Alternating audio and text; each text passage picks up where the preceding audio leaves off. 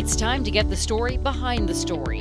Interviews with newsmakers, news breakers, and Vermonters making a difference. WCAX presents 802 News with Mark Johnson. Here's Mark.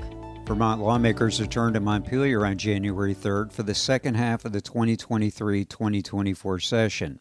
Last year, they made historic changes, expanding child care benefits and passing legislation designed to reduce carbon emissions. Both measures, as well as the state budget, went into law after the Democrat-controlled House and Senate overrode vetoes by Republican Governor Phil Scott. Scott objected to imposing higher costs. The expanded child care program, for example, will be funded by a payroll tax. In this edition of 802 News, sponsored in part by Red Hen Cafe and Bakery, I spoke with House Speaker Jill Krowinski about priorities for the second half of the biennium, including how Montpelier can help victims of this July's historic flooding, as well as communities and individuals struggling with opioid addiction and homelessness. We also spoke about whether a proposal passed by the House to provide paid family and medical leave, which the Senate didn't take up, has a chance in the second half of the biennium. There are 104 Democrats and 5 progressives in the 150-member House, enough to override the governor's vetoes. I'm here with House Speaker Jill Krowinski. Thank you for joining us. Thanks for having me. Let's talk about what your priorities are going to be for the House priorities coming up in the session. It starts just in a couple of weeks here. It was a big first half of the biennium, passing a big expansion of child care, universal school meals, a few other pretty major initiatives. How would you describe the first half? Well, I think it was exactly what we had planned and hoped for. We had talked about building an economy that works for everyone in Vermont, passing policies that help our families and communities thrive. I think the work that we did around affordable housing, the child care bill was just historic legislation to help our early childhood educators and to create more slots across the state. We did some really great work around climate and the Affordable Heat Act, which was also a really incredible and powerful bill. And there were some other climate bills too. Our 30 by 30 bill, I was at a conference a couple months ago and I had a member from a different state who serves in the legislature come up to me and say that, hey, we're modeling a lot of bills after what you've done in Vermont, especially around your 30 by 30 biodiversity bill. And so it's just wonderful to hear that feedback and to be a leader on climate issues and policies that help our working families. So really proud of the work we did last session, and now we're gearing up, preparing for January. One of the initiatives that you were supporting or trying to get through last year was not only the child care bill, but the family and parental leave bill. Mm-hmm. You put that aside, said you really wanted to build some more support for it. Is that ready for prime time this second half of the session? Well, it's been really impressive to see the work happening across communities in Vermont around paid family and medical leave insurance. The coalition led by AARP has been really talking with Vermonters about the importance of this legislation and how it would help families. And, you know, I go to events all the time talking about this bill, and I talk about my own personal challenge with my mom being sick and struggling to juggle work with taking care of her. And I ask, you know, who in this room would benefit from a paid family medical leave policy? And almost every hand goes up in the room every time. And so the bill we passed is now, it's in the Senate, and I know that senators are talking about what potential paths there are, what that could look like. But right now, my job is to go out and help tell the story about why it's important. And now it's in the Senate hands to figure out next steps. Do you think you've done enough to convince senators, you've built enough public support to get them to go over the edge and support it? I hope so. I have to say that the amount of conversations and businesses who have signed on in support of this bill is really impressive. And look, the bill's not perfect. It could use more work for sure. But I think that this is a really important issue for Vermont families and small businesses, and it creates financial stability for families. And I look at it as another piece of the puzzle, right? So we talked about what we've done for families in the legislature. So we passed universal school meals. We passed the child tax credit. We've expanded the earned income tax credit. We have this child care bill. This just is the next piece in our work to help families thrive. And so I really do hope that the Senate will take up this bill. Why didn't it happen last year? We ran out of time.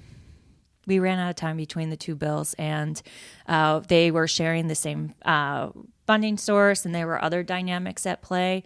And for me, I would rather get it right than push something just to get it across the finish line. And so we've been working with our colleagues in the other chamber, and there's been a lot of work done. And so I hope that we can see that get across the finish line. When you say other dynamics, what do you mean by that? Well, we have a number of bills that we have committed to get across the finish line. And at the end, you really need to prioritize. The budget was taking up a significant amount of time. And again, like I said, I didn't want to compromise on something that I didn't think met the need of where our caucus was. And we had very strong support in the House. And so it was clear that it needed more time. Let's talk a little bit about money. This report just came out from the tax commissioner that education property taxes, there's a number 18.5%. Is that a legitimate number? Is that what happens, it seems like every year, where we see this really high number and then it eventually comes down? So what's how concerned should Vermonters be when they see that number? I am so glad you asked me about this tax letter. So every year, December 1st, the administration is required to send out, with their best information, a starting point for what the costs are going to be for education funding in our state. This is a starting point. Like every year, we get the number and then we get into session and we need more information from how towns vote their school budgets. We know that there's pressure with inflation and healthcare costs, but there are other factors at play, and it's really up to communities across our state and how they vote their budgets. And then when we get that information in, we work to finalize the tax rate. So we have a long ways to go. It's been frustrating to have misinformation out there that this is happening. We don't know. We really need the voters to take those votes on their school budgets and come back, and that's what will help drive what that rate is. And that number has been high in past years. That's correct. Okay. You mentioned one of the factors involved in it is healthcare costs. I'm going to sort of jump ahead to a discussion about that. That's also been an issue with state employees. Mm-hmm. Is there anything the legislature can do about healthcare costs? The auditor's talking about an idea of kind of, I'm trying to remember the term he used, but to have a set price for certain procedures, which kind of seem the cost all over the place statewide. Our House Healthcare Committee has been doing some prep work over the summer and fall. Really, our chair of our Healthcare Committee, Representative Lori Houghton, is incredible and really doing a lot of listening to see what are some possible ideas that we could take up this session to help address healthcare costs. So I know we're going to be holding several hearings to have a public, hear from a whole wide range set of stakeholders to figure out what are our options, because we're not seeing leadership from the administration on this. We're not getting proposals on how we can reform or lower healthcare costs in our state. So we're trying to find different ways that we can deal with costs. We've been doing a lot around workforce development. So just one example in the healthcare realm, one of the leading high cost factors is the cost of traveling nurses, right? I think everyone has heard about this. One of the priorities that we've had around workforce is to invest in critical careers. So we have forgivable loans and grants to incentivize people to join the nursing program and other healthcare programs in our state college system. last I heard, there were wait lists for this. So we're growing the number of people who are in the program. It takes time, but that is one example of something that we've invested in that we think will make a difference. And we're going to obviously need to do more this next session. Because the auditor's numbers that for the state worker plans, that the pricing, the cost has gone from 100 to 171 million in about 10 years. That's not sustainable, right? Yeah, I mean, that is one example of many stories we're hearing out there around healthcare costs. And again, but we're going to need to dig deep into that this session. And again, welcome proposals from the administration. And I know that our federal delegation is doing what they can in Washington as well. Let's talk about you live in Burlington. I live in Burlington. It's not just a Burlington problem. But is there anything the legislature can do about what seems to be this growing epidemic of opioid use? Yeah, so I anticipate that the first bill we will be voting on the floor is H-72, which is a harm reduction bill around opiates, and it allows for 2 pilots for overdose prevention sites. We did a lot of work last session with funding in the budget around more support through different programs through the Opioid Settlement Fund. And so those dollars are starting to get out the door now.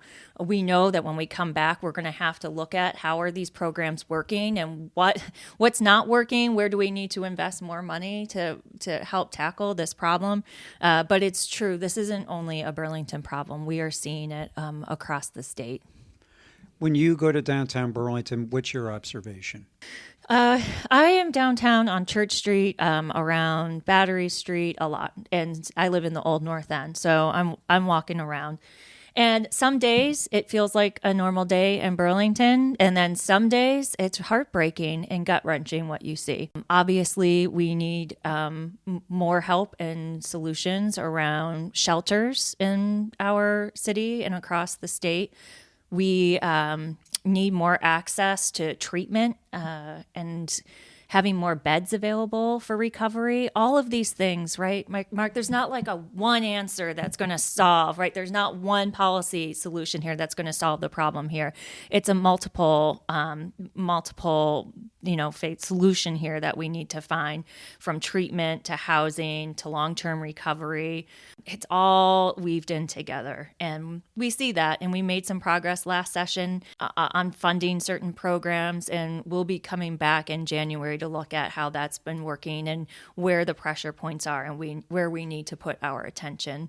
I know I've been talking a lot with our chair of human services around modernizing our general assistance program and emergency housing. It's just time to modernize it and have a more long-term solution to how we deal and support emergency housing in our state. So those are some of the things that we'll be taking up when we return to session. And I'll say, it is really hard some days. But then, there are moments where we have neighbors helping neighbors and having community dinners. And there are tough things that are going on. It's also really inspiring just to see how communities and our neighborhoods are coming together.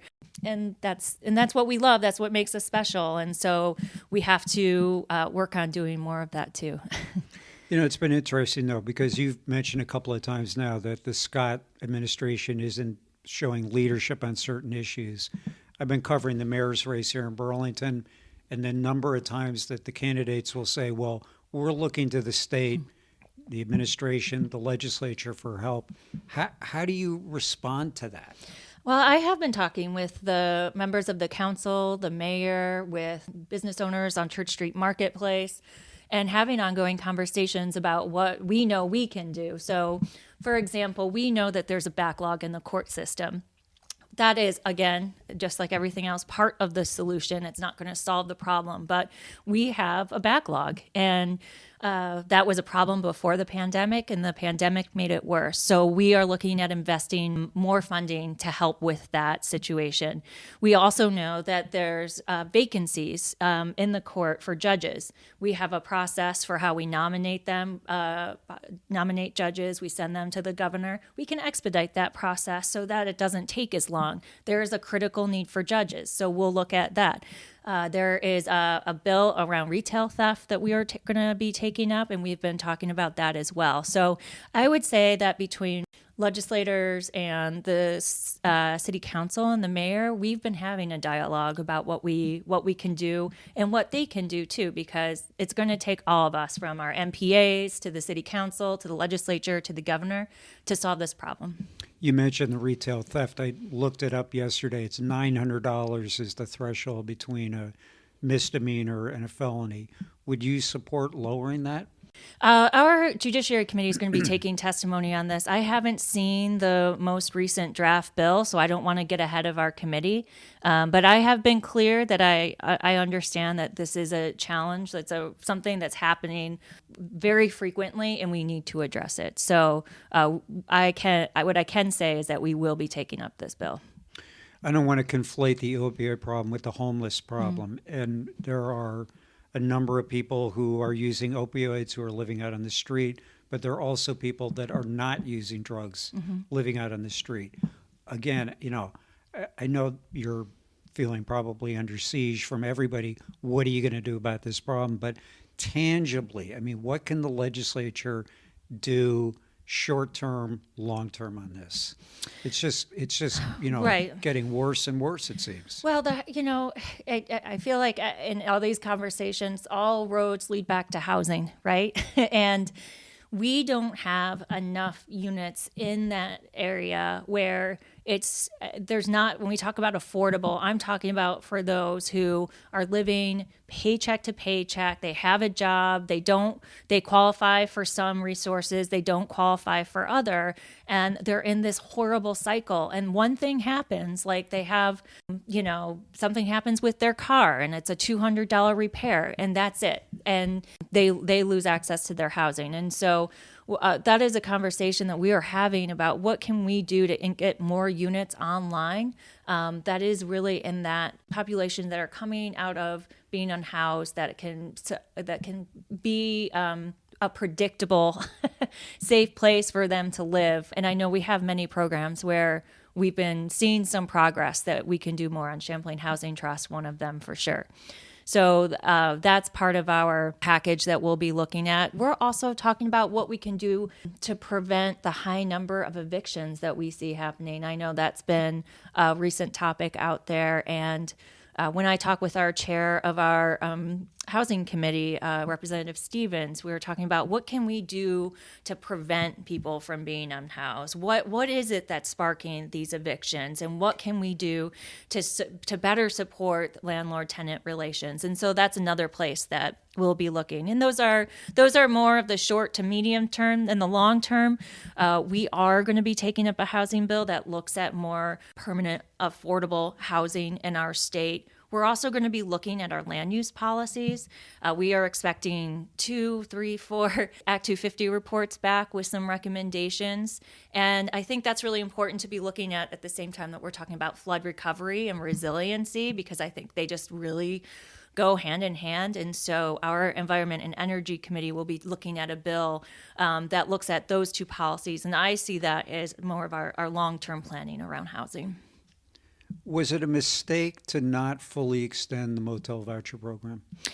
I think that is a very short-term policy, right? This is our short-term it's not even a program. I mean, we are paying people to house. We don't have the proper wraparound services. We need to have a better solution. So I would say that was a temporary solution to a way bigger long-term problem. And so like I said, our Human Services Committee, where we're talking about modernizing general assistance, this is going to be part of that, is what is this long term? Because this program isn't serving people the way it needs to, and it's very expensive, and it's just not working, as we can see. So I think that's going to be a tough but a critical conversation of how can we have a long-term stable program for people. Okay, but last night it was probably in the high teens. Mm-hmm. Even though it's not a long-term solution, if I'm living out on the street, I wouldn't have been out on the street in 18-degree weather. That program still exists. That was available before the pandemic, and we still have it now, the cold weather exemption. So that's still available, and that hasn't changed. Okay, but the program was not extended the way it was before. Yeah, so there's a couple of different programs out there that support different groups of Vermonters. So I'm talking about the one that we got federal funding for during COVID, and that we've been, slowly transitioning into a more long-term stable program. That funding for that group of people didn't exist before COVID to this extent, and now that we were successful in housing people, we need to find a better long-term solution that gives them access to services and more stability. One of the things that I hear Governor Scott talk about a lot during his press conferences, in fact, I don't think I've seen a press conference where he hasn't mentioned this 211 program, where you pick up the phone, you can get an answer to the kind of question I just asked you. Where can I sleep tonight? Where can I get help with? Fill in the blank. I've also heard that the number has a limited number of hours. Is there anything more that can be done, say, fully fund that, have it available 24 hours a day instead of, I think it's about 8 hours a day? We are going to be looking at 211 when we get back to this legislative session in January. There were some multiple concerns that came up about 211 during the flood and what worked and what didn't. So I think that's going to be part of a larger conversation of how we can support Vermonters, not only every day when something unexpected happens, but in these really critical crises where we have lots of people needing help at the same time. So that is something I think we need to consider, and whether they come with an ask for more financial support to have more hours, or to we're going to have that conversation. But I just had an email from a constituent last night where she called 211 for help after I heard her problems, and I said, let's try calling 211, call 211. And so she wrote me back and said, I heard back from 211, and I'm just on the cliff. They can't help me until I'm homeless. They can't help me until I have no job. And so, there's a group of Vermonters who are in this place where they're about to, and what can we do? And again, this goes back to what I've been saying about modernizing GA and other programs. What can we do to help prevent people from getting to that point to begin with? And so that's going to be an ongoing conversation I have with this constituent, and I think that's an example of how we can better figure out how we can make this better for people, right? This sounds like, I'm listening to you answering these questions, and I'm thinking to myself, these are really, a lot of these problems are so high level. I mean, I think we're talking about, in some cases, problems that are, above and beyond what anybody in the Vermont legislature can do. There are maybe national problems, maybe there are structural problems to do with, we've got people that are billionaires and people living out on the streets. And that, is not what I think a lot of people think of America. Anything you want to comment on that? Oh, Mark, that was... Look, I think that it is, whatever we do, we have to do in our investments, making sure that everyone is paying their fair share to make sure that we have thriving communities, thriving small businesses, thriving families. And I think that, it can feel overwhelming at times, the amount of problems that we need to solve. And some of them can feel just so impossible because they're so complex. I think that what gives me hope and what keeps me doing this work is when we see progress being made. So when I go to the opening of a new child care center because they were able to get the funding through our bill to bring on some really great early childhood educators and to open multiple slots in an area where it was so needed.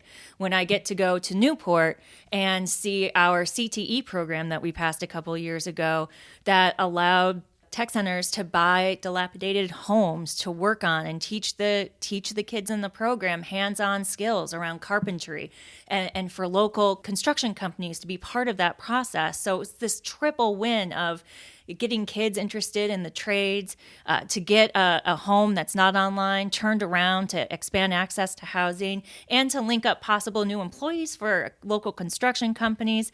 Those are such powerful moments, right? And so we have a federal delegation who is all in and so on the same page, rowing in the same direction of what we need for Vermont. And so we gotta keep on working really hard, listening to what Vermonters need and taking that feedback in the building and doing that work so that we can see that progress in communities across the state. I think another part of this challenge that we have is just around workforce, right? And this is we talked about this with healthcare. We know that's one of our challenges with getting housing units online. We don't have access to the workforce that we need. There's supply chain issues.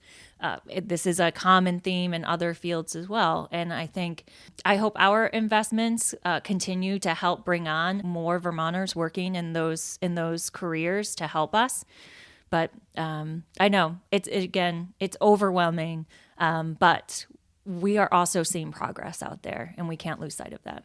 And speaking of some of these critical jobs, one of my neighbors right next door here is a nurse, and they are so under-resourced up there. She'll take a day off and get called 3, 4, 5 times to come in, mm-hmm. Doesn't go in, but says that hangs over you the rest of the day. So, I don't know how quickly progress can be made on something like that. We've got firefighters feeling burned out, nurses feeling burned out. I mean, these are the critical jobs. Mm-hmm. Are you feeling confident about that? Well, we've been making these investments for several years, so we're starting to see people graduate from these programs and get in. It's just like anything, though. You can't get a degree overnight, right? So it's going to take some time for people to get into these programs and to work through the process. And I'll also say, in the theme of all roads lead back to housing, this is just one example, but my neighbor across the street has an Airbnb and has had traveling nurses in there. And I was talking to the couple one night, and I said, what would make you stay here? And they was like, we would love to stay here. We just can't find housing. So we're like, housing again. So I think one of the things that we can couple with this work around workforce is continuing our focus on housing and getting more units up so that we can not only bring people into these really critical careers that we need, but also have the housing to support them. And I think that will help with the burnout issue and other issues around workforce. Okay, you live in the Old North End, as you mentioned. Mm-hmm. Houses in the Old North End, $350,000.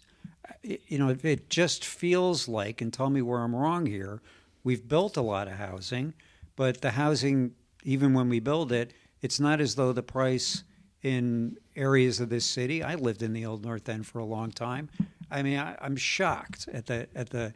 You can't get into housing at $350,000. That's a price point that's too high. I know. It's amazing to see those numbers. And people are buying houses in the Old North End very quickly, which is great. People want to live here. I'm so happy that that's the part of the problem we have is people want to live here. We are seeing in the new construction being built, we have certain goals that a certain percentage needs to be affordable housing for people. And so there is that out there. I just saw a listing the other day for an affordable unit at the Fort. That's in Colchester. It's not in Burlington. But we do have some programs recently that have had those units come online.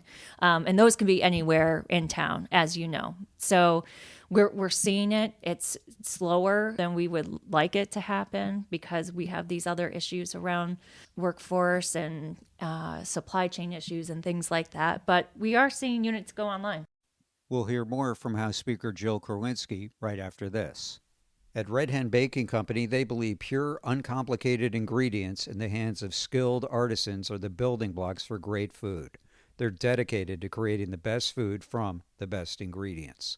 You'll find an ever-changing lineup of delicious pastries, sandwiches, and soups at their beautiful cafe off Route 2 in Middlesex, just off I-89. Their breads are also available in many other locations. Led by owners Randy George and Eliza Kane, Red Hen Baking Company has been on the leading edge of the local food movement since 1999. Back to my discussion with House Speaker Jill Krowinski. I thought we were going to spend most of the time and that the legislature would spend most of its time talking about the flood. What is the legislature going to do in response to what happened this summer? What's the approach, sort of what's the strategy? Is it moving people away from the rivers? Is it rerouting the rivers? Is it, I mean, what's the legislature going to do on this issue to either help people already affected, preventing it to happen in the future? I know you can't stop the rains, but what can you do? Well, I would argue that some of our climate work is about protecting and making Vermont more resilient for when these events happen, right? There's a couple different aspects around the flood that we're going to be taking up this session. I will say that, days after the flooding, I was on the phone all the time with members across the state who reporting back to me what was happening in their communities and the community response. And every single town had a totally different situation happening because of what their town makeup was and how big they were, or how small they were. So I had one member saying, I don't even know, we don't even have, a city manager or a mayor who could call the state for help. Like, who's supposed to do that? Someone on on our select board. There was a lot of frustration about not getting the tools and support that they needed from state government, and calling and getting no response.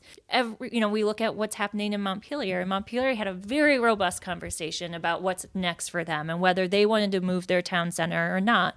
They want to keep their town center where it is. And so I don't think that there's a one-size-fits-all approach for our communities across the state for recovery, but there are themes. We need to understand what went wrong and why there was such a lag in a state response. We're going to be looking at, like I said, I mentioned 211 and other state response systems to see how we can do better. So that is a place you'll be seeing us take testimony and do work around climate resiliency. I'm really looking forward to getting these Act 250 reports back and talking about land use, looking at some of our climate resiliency bills around wetlands to see how we can, if we're building, where can we continue to be smart about it so that we're safe when there is a flooding event that occurs. Again, like so many of these issues, Mark, there's like so many components that go into what the solution is. We're also going to be waiting to hear what kind of support we can get from the federal government and what our match is going to be for funds to leverage federal dollars down to help us. And that will also be a big part of this. So educate me. What was the lag in response? Where was the problem there? You talk to people in Barrie, my gosh, just heartbreaking, looking for support for where we could shelter people who lost their homes, what they could do to apply. They couldn't get through 211. When they got their name on a list, they didn't get a response. They were just so unsure about what to do. I think, even now I'm hearing that there are, heaters going out to those who are in homes that were impacted by the flood to make sure they're warm. I'm hearing that those heaters aren't going out the door now. So these basic funding, these basic responses, and we just got to make sure that we're holding ourselves accountable to what we say we can do and looking at if it didn't work, what was the gap? What was the barrier? Why didn't it happen? And, that's going to be really important for us to get into. I think that there are a lot of lessons that we've taken away. And it's true, there were lots of things that did work as well. If you look at Waterbury, when you think of Hurricane Irene and it took a very long time. But what we saw happen in Waterbury is not the kind of catastrophic disaster-like situation that we saw in Barrie. Like we saw Waterbury went through Hurricane Irene. They took these strategies, they put it in place, and it worked. So we know that there are strategies that work, and we need to help facilitate that across the state. And getting back to something you mentioned before, I mean, the stories of people helping other people, I found encouraging, and I would imagine you did too. I absolutely did. We had people knocking on doors in Barrie and Montpelier right after, and people just rolled up their sleeves and did everything they could to support their neighbors. I was actually just at the Vermont Businesses for Social Responsibility annual meeting yesterday, and they were talking about, Kristen was talking about, living in Montpelier days after the flood and all these volunteers coming in, and there was nowhere for people to go to the bathroom. There was just and how can you keep volunteers in? And so it took volunteers finding a way to get some porta potties in to make it happen. That's just like a fundamental, simple thing that didn't happen, that took a community coming together to say, let's get this done. And VBSR did incredible work supporting communities and small businesses in the flooding, and we just have a lot of people to be thankful for their work. I'm going to try to find another question after this next question, because I'm not sure this is where I want to conclude this discussion.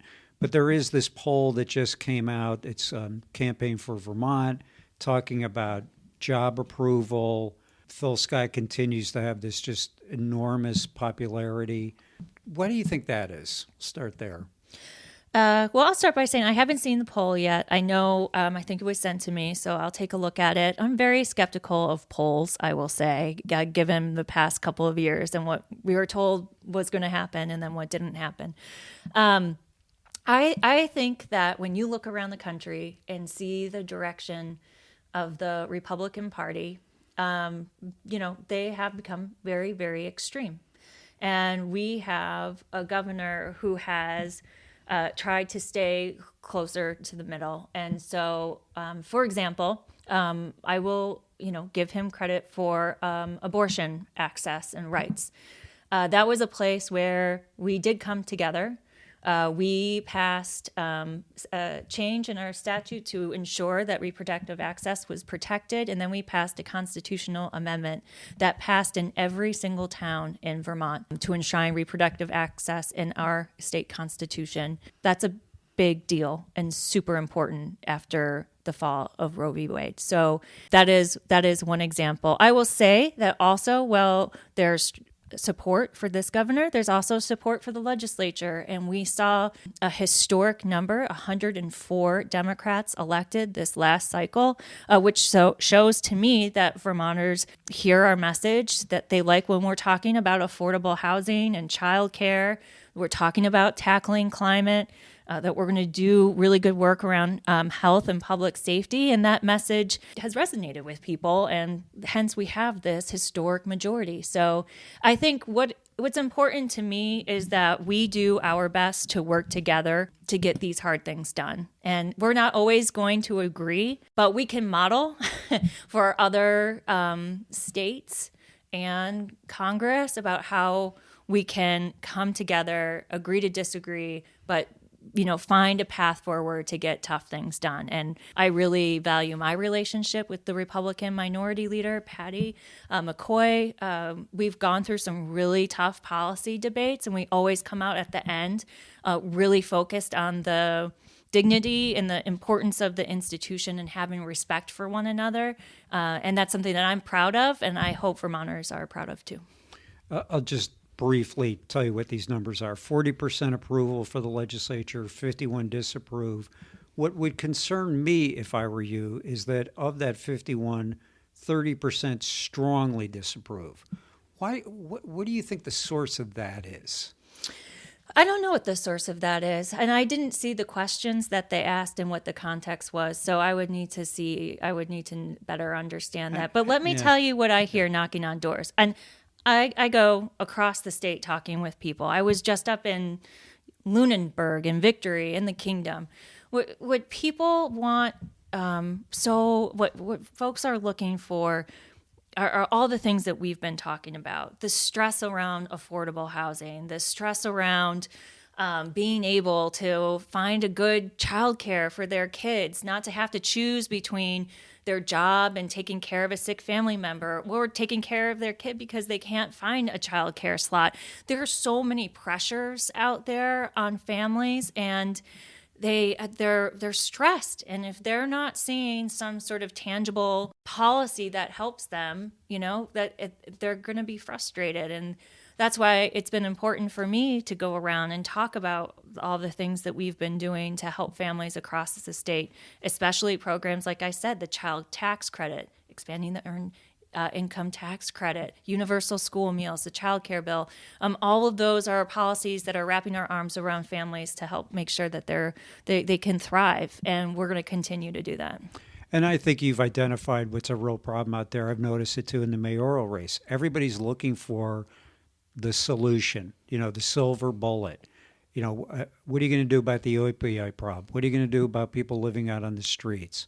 What about crime? And it's 5% here, 10% there, 15% there. I mean, I don't want to equate it to, but, it's the same thing with our personal happiness, right? It's not just one, it's not going to be one thing. It's going to be a combination of things. But, I think the one of the challenges, and then I'll get off my soapbox, that you have is that people are constantly looking for the magic solution. And, how do you deal with that? How do I deal with what's the one thing that's going to solve this? Well, just as I have been talking with you, it's like, look, I wish there was one solution that would solve all of these problems, but that doesn't exist. We know what some of those solutions are, and we have been working on them, and we'll continue to work on them. And I just keep on coming back to, every time we start to feel overwhelmed about what's not working and talking about what's not working, we have to take a moment to look at what is working. And I can't stress that enough, because there has been some great progress out there. And again, I'm really starting to see it on some of the housing front and with the child care stressors. And those are two that we've heard a lot about. Anything else you want to mention? I have an open door policy, Mark. And so I just want people to know that if they have any feedback, they're having problems, I want our office to be a resource for people. Our number, if I can share the number here, is 802-828-2245. My staff is awesome, Connor and Molly. We get constituent calls all the time, and we're always doing our best to help people through whatever they're going through. And I want to hear what's on people's minds. So I really appreciate the opportunity. Is there an email address you want to give out? Sure. It's long. It's speaker@leg.state.vt.us. Thanks very much for your time. It's great to be here. Thanks, Mark. That wraps it up for another edition of 802 News, sponsored in part by Red Hen Cafe and Bakery. Thanks for listening.